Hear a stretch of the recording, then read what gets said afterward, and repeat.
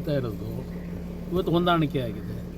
ಹೊಂದಾಣಿಕೆಯಲ್ಲಿ ಎರಡೂ ಪಕ್ಷಗಳು ಕೂತು ಯಾವ ಕ್ಷೇತ್ರದಲ್ಲಿ ನಾವು ನಿಲ್ಲಬೇಕು, ಯಾವ ಕ್ಷೇತ್ರದಲ್ಲಿ ಅವ್ರು ನಿಲ್ಲಬೇಕು ತೀರ್ಮಾನ ಅವು ಕೂತು ಮಾಡ್ತೀವಿ. ಸರಿ, ಆ ತೀರ್ಮಾನದ ಮೇಲೆ ಡಿಪೆಂಡ್ ಆಗಿದೆ. ಸರ್ ಈಗ ಯತ್ನಾಳು ಬಹಿರಂಗವಾಗಿ ಹೇಳಿಕೆ ಕೊಡ್ತಾ ಇದ್ರು, ಆದರೆ ಕುಮಾರಸ್ವಾಮಿ ಅವರು ಮಾತಾಡಿ ಅವರು ತಂಡ ಮಾಡಿದ್ದಾರೆ ಅನ್ನೋ ಒಂದು ಮಾತು ಇಲ್ಲ, ದೆಹಲಿಯ ಹೈಕಮಾಂಡೇ ಕರೆದು ಚರ್ಚೆ ಮಾಡಿರ್ತಕ್ಕಂಥದ್ದು ನೀವೇ ಜನತೆ ಮುಂದೆ ಇಟ್ಟಿದ್ದೀರಿ.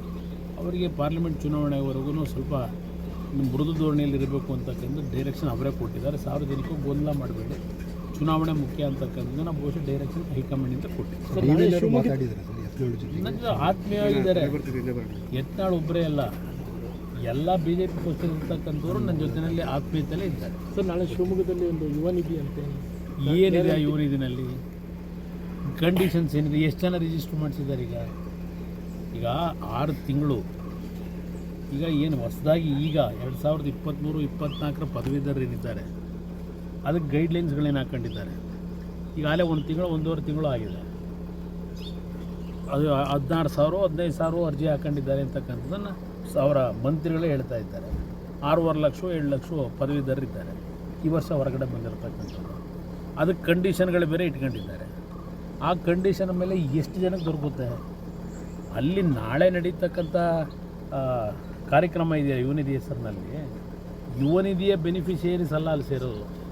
ಕಾಂಗ್ರೆಸ್ನ ಜಾತ್ರೆ ಮಾಡ್ಕೊಂಡು ಹೊರಟಿದ್ದಾರೆ ದುಡ್ಡು ಖರ್ಚು ಮಾಡೋಷ್ಟು. ಸರ್, ಕೊನೆಯದಾಗಿ ಸರ್, DCM ಇದು ಇನ್ನೂ ಬಗೆಹರಿದಿಲ್ಲ. ಇವತ್ತು ಕೂಡ ಪೆರೇಡ್ ಕೂಡ ಮಾಡ್ತೀವಿ. ಅದು ಅವ್ರ ಪಕ್ಷ ಸೇರ್ಕೊಂಡ್ರೆ ನಮಗೆ ನಾನು ಅದಕ್ಕೆ ಹೇಳೋದು, BJP ಕಾಂಗ್ರೆಸ್ನಲ್ಲಿ ಇಷ್ಟೊಂದು ಅವರೇನು ಮಂತ್ರಿಗಳು ಪ್ರತಿ ಜಾತಿಗೂ ಒಂದೊಂದು ಕೊಡಬೇಕು ಅಂತ ಹೇಳ್ತಾ ಇದ್ದಾರೆ.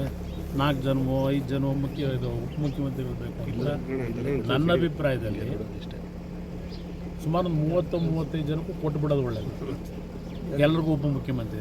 ಆಗ ಸಮಸ್ಯೆನೇ ಇರಲ್ವಲ್ಲ, ಕೊಟ್ಕೊಳ್ಳೋದು ಒಳ್ಳೆಯದು. ಇಷ್ಟು ದಿನ